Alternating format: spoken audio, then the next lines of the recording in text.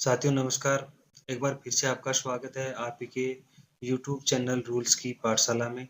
आज हम बात करेंगे प्रोबेशन। प्रोबेशन क्या है? प्रोबेशन पीरियड में कर्मचारी को कौन-कौन सी बातों का ध्यान रखना चाहिए और कौन से ग्रुप के अंदर कितने वर्ष का प्रोबेशन होता है। अगर किसी भी स्थिति में प्रोबेशन की अवधि को बढ़ाया जाता है तो कितने महीनों या कितने वर्ष तक बढ़ाया जा सकता है। इन सभी टॉपिक्स पर हम विस्तार से इस टॉपिक के माध्यम से चर्चा करेंगे। अतः सभी साथियों से निवेदन है कि आप वीडियो को शुरू से अंत तक ज़रूर देखें। जो मेरे नए साथी हैं उनसे विनम्र निवेदन है कि हमारे यूट्यूब चैनल रूल्स की पाठशाला को सब्सक्राइब ज़रूर करें। चलो शुरू करते हैं। कोई भी कर्मचारी है रिक्रूटमेंट के बाद में प्रोबेशन पीरियड रहता है जो कि सभी ग्रुप्स में वेतनमान के अनुसार सबका अलग-अलग है और रिक्रूटमेंट का नेचर क्या है उसके ऊपर भी डिपेंड करता है। जैसे कि रिक्रूटमेंट के नेचर के अंदर कॉमनली डायरेक्ट रिक्रूटमेंट होता है। उसके बाद प्रमोशन पोस्टें होती हैं। बहुत सारे प्रमोशन के बाद भी ऐसे ग्रुप्स हैं जिसके अंदर प्रोबेशन पीरियड रहता है और परिवीक्षा का उपयोग सीधी भर्ती और जो प्रमोशन पोस्टें हैं और जो रीएम्प्लॉयमेंट के थ्रू जो कर्मचारी सेवा में आए हैं उन सभी का प्रोबेशन पीरियड रहता है। बाकी किसी भी प्रकार का जो रिक्रूटमेंट्स है उसके अंदर प्रोबेशन नहीं रहता है। जैसे कि डेपुटेशन में कोई भी प्रोबेशन नहीं रहता है। शॉर्ट टर्म जो कॉन्ट्रेक्चुअल पोस्टें रहती हैं उसके अंदर कोई प्रोबेशन पीरियड नहीं रहता है। परिवीक्षा का उपयोग सीधी भर्ती, पदोन्नति और रीएम्प्लॉयमेंट पर जो सेवा में कर्मचारी आते हैं उनके लिए उपयोग में लिया जाता है। परिवीक्षा अवधि को अत्यधिक लंबे समय तक नहीं खींचना चाहिए। सबका अलग-अलग रहता है। परीक्षा उत्तीर्ण करके किसी कर्मचारी की नियुक्ति होना ही उसको पुष्टि नहीं करता है कि उसका दृष्टिकोण क्या है, उसका चरित्र क्या है, उसकी नौकरी के लिए अभिरुचि क्या है, उन सभी के मूल्यांकन करने की आवश्यकता रहती है। इसके लिए ये प्रोबेशन पीरियड रहता है। प्रोबेशन पीरियड के दौरान कर्मचारी को कई अधिकारियों के अधीन काम करना चाहिए।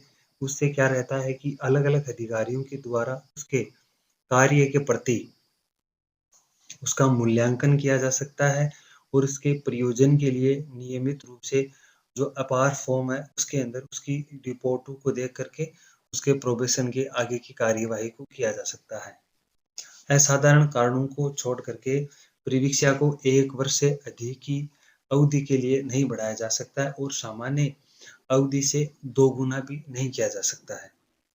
यदि कोई ऐसा कर्मचारी है जिसका परिवीक्षा काल संतोषजनक ढंग से प्रोग्रेस नहीं कर रहा है तो उसे उसकी कमियों के बारे में हायर अथॉरिटी के द्वारा उसको अवगत कराया जाना चाहिए और उसको सुधार का अवसर दिया जाना चाहिए। और कर्मचारी को अगर इससे भी ज़्यादा है, मौखिक रूप से उसके अंदर सुधार नहीं आ रहा है, तो कर्मचारी को लिखित चेतावनी दी जानी चाहिए ताकि वो अपने सेवा के अंदर सुधार कर सके। अगर लिखित चेतावनी देने के बावजूद भी अगर वो अपनी सेवा में सुधार नहीं करता है, तो फिर प्रोबेशन एक्सटेंड के ऊपर उसकी कार्यवाही की जा सकती है या उससे आगे भी उसके ऊपर कार्यवाही की जा सकती है।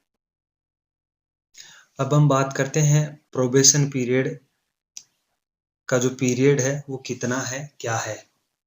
इस चार्ट के माध्यम से हम समझने की कोशिश करेंगे। जैसे कि आप सीरियल नंबर फर्स्ट के अंदर देख पा रहे हैं, जो कि सीरियल नंबर फर्स्ट और सेकंड है वो प्रमोशनल पोस्ट के लिए है। जैसे कि फॉर एग्जांपल कोई कर्मचारी ग्रुप सी से ग्रुप सी के अंदर ही प्रमोट होता है। उसका जो कैडर है ग्रुप सी टू सी के अंदर ही प्रमोट होता है तो उसका कोई भी प्रोबेशन नहीं रहता है। अगर कोई भी कर्मचारी जैसे कि group C to B, group B to A के अंदर अगर कोई कर्मचारी प्रमोट होता है तो उस स्थिति में उसका प्रोबेशन पीरियड रहता है क्योंकि दोनों की जॉब रिस्पॉन्सिबिलिटीज अलग-अलग है, दोनों का नेचर अलग-अलग है। इसलिए अगर जैसे ही कोई ग्रुप चेंज होता है तो प्रोबेशन कंपल्सरी है, तो उसका प्रोबेशन 2 साल का रहता है। फिर हम बात करते हैं डायरेक्ट रिक्रूटमेंट की। डायरेक्ट रिक्रूटमेंट में पॉइंट नंबर 3 के पॉइंट नंबर 1 और 2 को आप देख सकते हैं। पॉइंट नंबर 1 के अंदर दिया गया है कि जो पॉइंट नंबर 2 है, पॉइंट पॉइंट नंबर 1 को समझने के लिए अपने को पॉइंट नंबर 2 को पहले देखना पड़ेगा।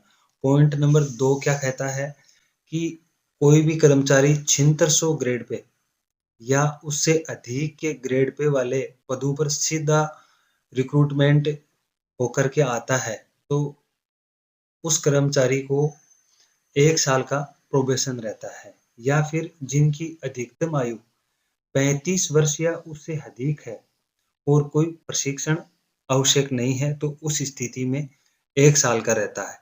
इन स्थितियों को, पॉइंट नंबर 2 की स्थिति को छोड़ करके डायरेक्ट रिक्रूटमेंट में जितने सारे रिक्रूटमेंट्स होते हैं, उन सभी के अंदर 2 वर्ष का प्रोबेशन पीरियड रहता है।